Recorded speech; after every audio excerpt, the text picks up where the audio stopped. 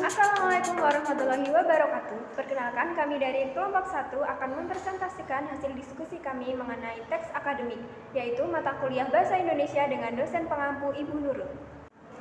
Teks akademik atau yang sering juga disebut dengan teks ilmiah adalah tulisan yang diperoleh sesuai dengan sifat keilmuannya dan didasari oleh hasil pengamatan, peninjauan, penelitian dalam bidang tertentu, disusun menurut metode tertentu dengan sistematika penulisannya yang bersantun bahasa dan isinya dapat dipertanggungjawabkan kebenarannya atau keilmiahannya.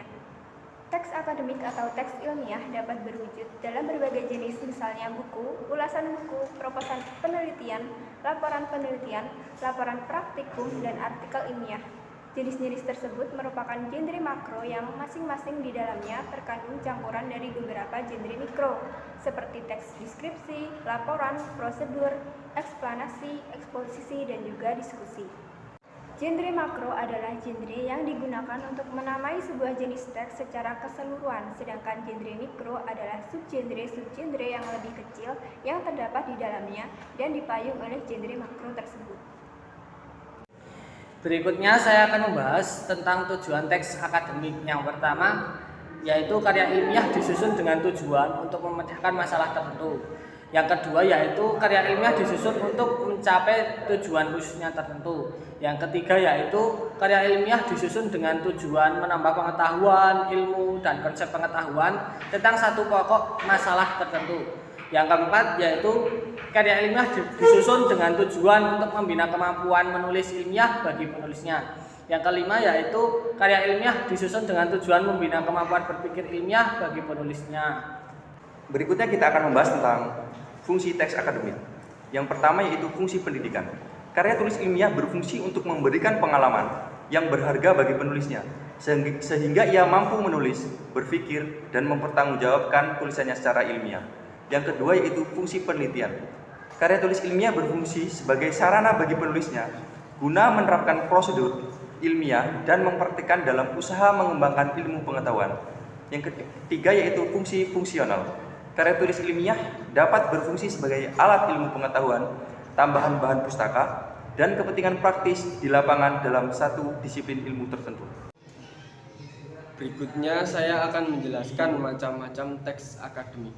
Macam-macam teks akademik yang sering dijumpai sebagai teks akademik di lingkungan perguruan tinggi adalah antara lain buku, ulasan buku, proposal penelitian, proposal kegiatan, laporan penelitian yang dapat berbentuk tugas akhir skripsi, tesis, atau disertasi, laporan kegiatan, dan artikel ilmiah yang sering disebut paper.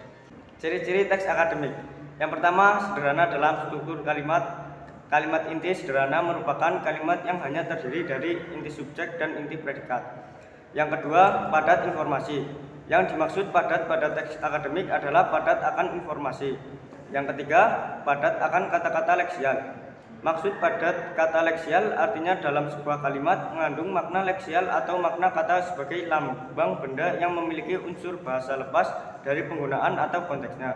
Yang keempat, banyak memanfaatkan nominalisasi. Kalimat nominalisasi merupakan sebuah penggunaan kata kerja atau kata sifat sebagai kata benda. Kelima, banyak memanfaatkan metafora gramatika dan karenanya banyak mengandung ungkapan yang inkongruen.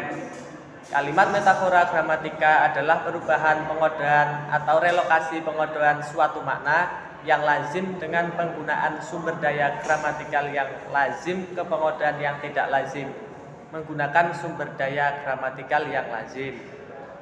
Keenam, banyak memanfaatkan istilah teknis. Kata teknis adalah kata-kata yang bersifat teknis dan khusus terkait bidang tertentu. Ketujuh, bersifat taksonomik dan abstrak. Taksonomik adalah pemetaan pokok persoalan melalui klasifikasi terhadap sesuatu. Sedangkan abstrak adalah pokok persoalan yang dibicarakan di dalamnya. Kedelapan, banyak memanfaatkan sistem pengacuan esfora. Pengacuan esfora adalah menunjukkan prinsip generalitas bahwa benda yang disebut di dalam kelompok nomina tersebut bukan benda yang mengacu kepada penyebutan sebelumnya. Sekian presentasi dari kelompok kami. Apabila terdapat banyak kesalahan, kami mohon maaf. Saya akhiri, wabillahi taufiq wal hidayah. Wassalamualaikum warahmatullahi wabarakatuh.